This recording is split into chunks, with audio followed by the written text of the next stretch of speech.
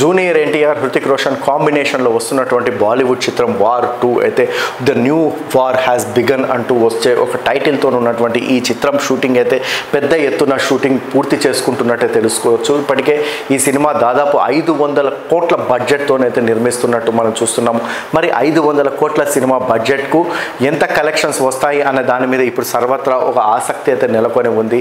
అయితే ఇప్పటి వరకు ఉన్న అంచనాల ప్రకారం చూసినట్టయితే ఈ సినిమా విడుదల అయితే మాత్రం ఇప్పటి వరకు ఉన్న అన్ని రికార్డ్స్ని కూడా బద్దలు కొడుతూ తొలి రోజు ఓపెనింగ్స్ దాదాపు 300 కోట్ల రూపాయల ఓపెనింగ్స్ వచ్చే అవకాశం ఉందనైతే యష్ రాజ్ ప్రొడక్షన్స్ వారు అంచనా వేసుకుంటున్నారు. ఎందుకంటే ఈ సినిమా మొదటి రోజు 300 కోట్లు, రెండవ రోజు, మూడవ రోజు, నాలుగవ రోజు ఇలా వరుసగా ఫస్ట్ వీక్లోనే 1000 crores టార్గెట్ను రీచ్ అయ్యేలాగా ఈ సినిమాను రూపొందించినట్టయితే తెలుస్తోంది. మొత్తానికి ఈ సినిమా టార్గెట్ దాదాపు ఒక 2000 కోట్ల రూపాయల వరకు ఉండే అవకాశం అయితే ఉన్నట్టు కనిపిస్తోంది. ఎందుకంటే ఇన్ని రోజులు మనం చూసాం బాలీవుడ్ సినిమాలు హిట్ అయినప్పటికీ కూడా సౌత్లో మాత్రం పెద్దగా వర్కౌట్ కావు, పెద్దగా కలెక్షన్స్ రావు. ఎంత పెద్ద బాలీవుడ్లో ఇప్పుడు షారుఖ్ ఖాన్ గారి సినిమా చూసుకున్నట్లయితే మనకి పఠాన్ కావచ్చు, జవాన్ కావచ్చు, అవన్నీ 1000 crores మూవీసే.